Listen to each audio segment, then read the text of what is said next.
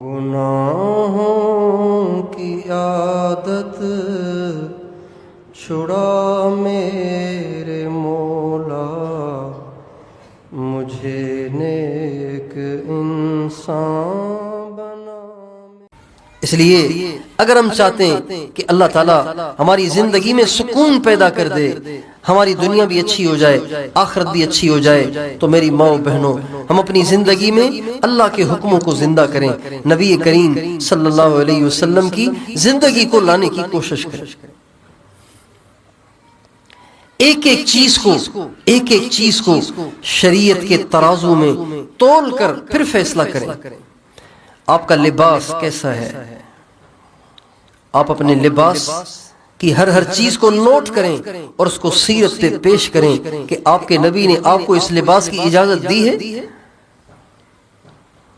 عام طور سے عورتیں جو کپڑے سلواتی ہیں اس میں بازو ننگے ہوتے ہیں، کونیاں ننگی ہوتی ہیں، عورت کے لیے ناجائز ہے۔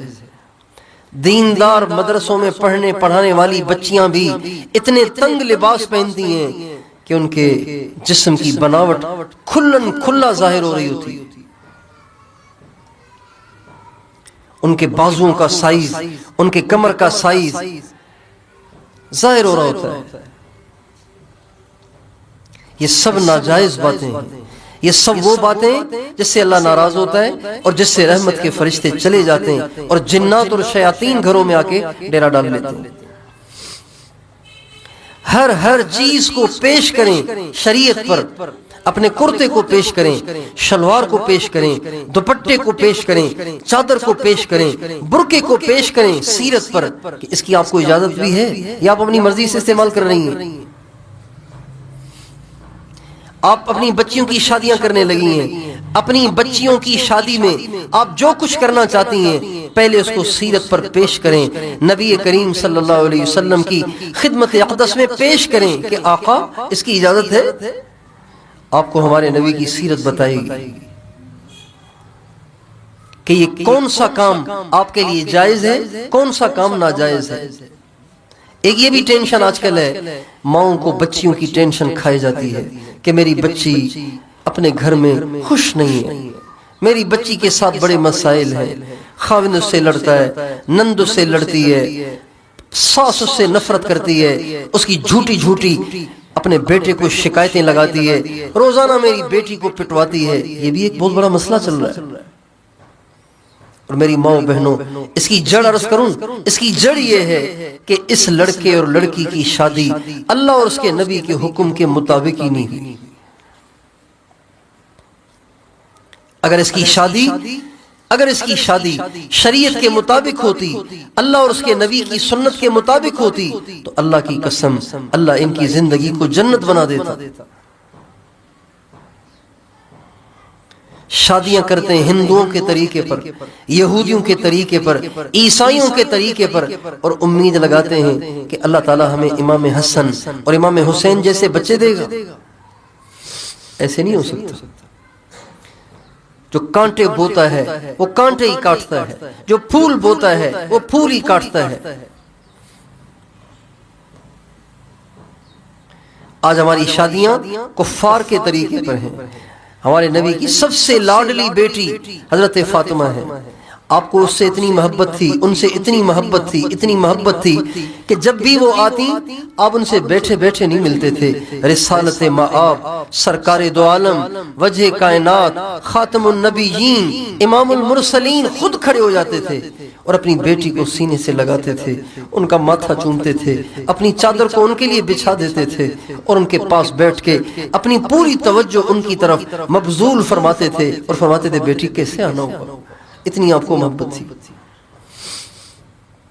حضرت فاطمہ سے اتنی محبت تھی کہ جب حضرت فاطمہ کی شادی ہوئی تو حضرت علی کے گھر چلی گئیں اور آپ سے ملنے آئیں تو آپ نے فرمایا بیٹی تیرا گھر تو بہت دور ہو گیا ہے، کاش تیرا گھر میرے گھر کے قریب ہوتا۔ 2003 میں جانا ہوا مدینہ منورہ، تو یہ حدیث مجھے یاد تھی جب آپ علیہ السلام نے فرمایا بیٹی کاش تیرا گھر میرے گھر کے قریب ہوتا، اور تم تو بہت دور چلی گئی ہو۔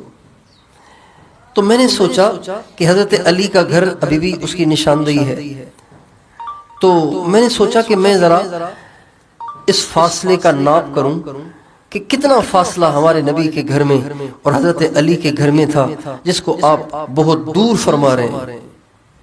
اتنا کون سا فاصلہ ہے؟ کوئی 10 کلومیٹر ہے، 5 کلومیٹر ہے، 6 کلومیٹر ہے، 2 کلومیٹر ہے، کتنا فاصلہ ہے؟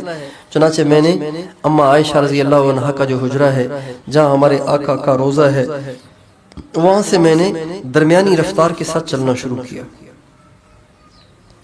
درمیانی رفتار کے ساتھ چل کر حضرت علی کے گھر کی جگہ پہنچا تو مجھے 9 منٹ لگے، 9 منٹ لگے، اور میں نے اندازہ لگایا اگر میں تیز آتا تو 5 منٹ میں پہنچ جاتا تھا۔ حضرت علی فرماتے ہیں نبی کریم صلی اللہ علیہ وسلم جب چلتے تھے تو آپ کی رفتار، آپ تو ایک نارملی طریقے سے چل رہے ہوتے تھے، اپنے سمپل طریقے سے چل رہے ہوتے تھے، آپ تکلف کے ساتھ دوڑ نہیں لگا رہے ہوتے تھے، عام عمومی رفتار کے ساتھ جا رہے ہوتے تھے، لیکن وہ عمومی رفتار بھی اتنی تیز ہوتی تھی کہ ان الارض تطوالہ، ایسے لگتا تھا جیسے زمین آپ کے لیے لپٹ رہی ہے، اور ہم دوڑ کے آپ کو پکڑتے تھے۔ آپ کی چال اتنی تیز تھی، اگر آپ اس چال کے ساتھ چلتے تو 2 منٹ میں پہنچ جاتے ہوں گے، 3 منٹ میں پہنچ جاتے ہوں گے۔ لیکن محبت ایسی کہ آپ فرما رہے بیٹی تیرا گھر بہت دور ہو گیا ہے، کاش تیرا گھر میرے قریب ہوتا۔ تو اما فاطمہ رضی اللہ عنہا کہنے لگی یا رسول اللہ فلاں صحابی کا گھر یہاں آپ کے آس پاس ہے، آپ کے گھر کے قریب ہے، وہ بالکل خالی پڑا ہوا ہے، چونکہ اس زمانے میں کنسٹرکشن کا مسئلہ ہی نہیں تھا، کچے گھر تھے، صرف 4 دیواریاں تھیں اور تو کچھ تھا ہی نہیں، سب کے گھر ایک جیسے، سب کے گھر برابر ہوتے تھے، تو گھر سے تبدیل بھی کیا جا سکتا تھا۔ تو حضرت فاطمہ کہنے لگی یا رسول اللہ اگر آپ اپنے فلاں صحابی سے کہیں جس کا گھر آپ کے گھر کے بالکل ساتھ ہے، ہمارے والا گھر وہ لے لے، یہ گھر ہمیں دے دے، چونکہ یہ خالی پڑا ہوا ہے، ویسے ہی رہتا تو کوئی ہے نہیں۔ تو آپ علیہ السلام نے فرمایا بھئی ان سے تو پہلے بھی ایک دفعہ گھر کی ہم نے تبدیلی کی ہے، اب تو مجھے اس کو کہتے ہوئے شرم آتی ہے۔ اس صحابی کو یہ بات کسی طریقے سے پہنچ گئی، وہ صحابی رسول ہمارے نبی کی خدمت میں حاضر ہوئے، کہنے لگے یا رسول اللہ آپ کیوں میں شرماتے ہیں مجھے اپنی بات کہتے ہوئے، اللہ کی قسم آپ میرا سب کچھ لے لیں مجھے اس سے زیادہ خوشی ہوگی۔ چنانچہ انہوں نے اپنا گھر آپ علیہ السلام سے تبدیل کر لیا، حضرت اماں فاطمہ کے گھر میں وہ چلے گئے، وہ گھر لے لیا اور اپنا گھر حضرت فاطمہ کو دے دیا، وہ بالکل اماں عائشہ کے گھر کے ساتھ ہے۔ آج کل آپ علیہ السلام کی جو جالی مبارک ہے، اس کی جو پچھلی سائیڈ ہے، پچھلا جو حصہ ہے جالی کا، وہ جالی کا جو حصہ ہے وہ حضرت فاطمہ کا وہ گھر ہے جو صحابی نے دیا تھا۔ اتنی آپ کو اپنی بیٹی سے محبت تھی، اب جس سے اتنی محبت ہے کہ 2-3 منٹ کی مسافت پہ بھی آپ ان کی جدائی کو برداشت نہیں کر پا رہے، بتائیے محبت کتنی ہوگی ان سے۔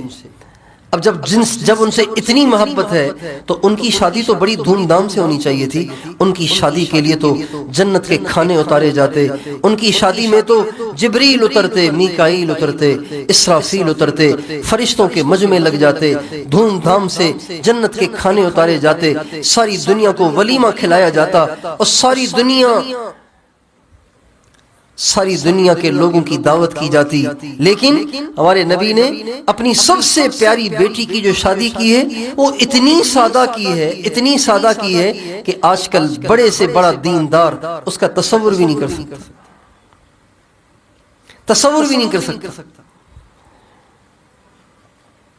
حضرت علی کو آپ نے رشتہ دیا اور پھر اپنے چند مہاجر صحابہ کو بلایا، چند انصاری صحابہ کو بلایا، ان کو بٹھایا اور فرمایا دیکھو بھائی میں اپنی بیٹی کو علی کے نکاح میں اپنی مرضی سے نہیں دے رہا ہوں، اللہ نے مجھے حکم دیا ہے کہ اپنی بیٹی کا نکاح علی سے کروں۔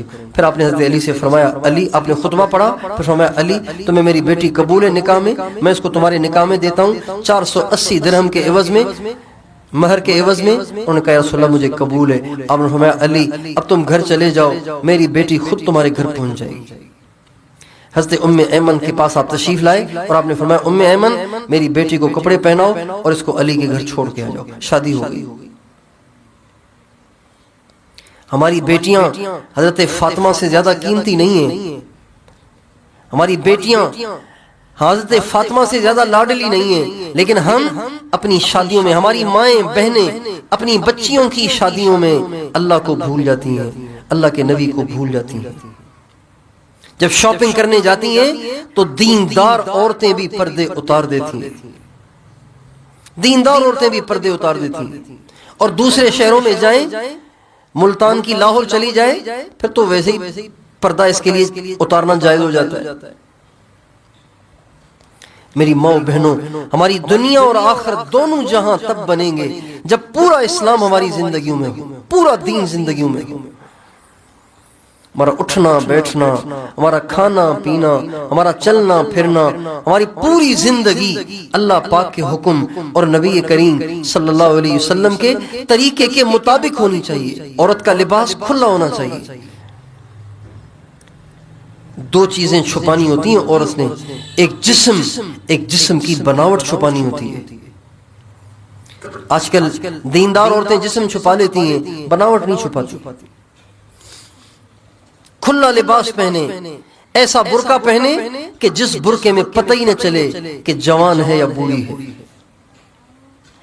حضرت فاطمہ الزہرا رضی اللہ عنہا کا پردہ ساری صحابیات میں امتیازی پردہ تھا، اور اس کا نتیجہ کیا ہوا؟ ہمارے نبی نے فرمایا کل قیامت کا دن ہوگا، محشر کا میدان ہوگا، اور پل صراط پار کرنے کے لیے ساری دنیا پل صراط کے ایک طرف جمع ہوگی۔